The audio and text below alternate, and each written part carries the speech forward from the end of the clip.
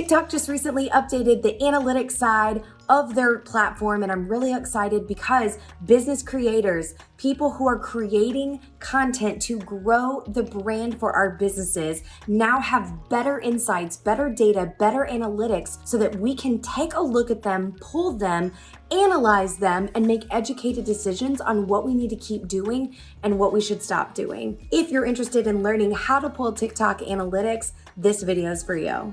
Head on over to TikTok.com on your desktop or your laptop, log in, and up at the top right corner, select your profile picture.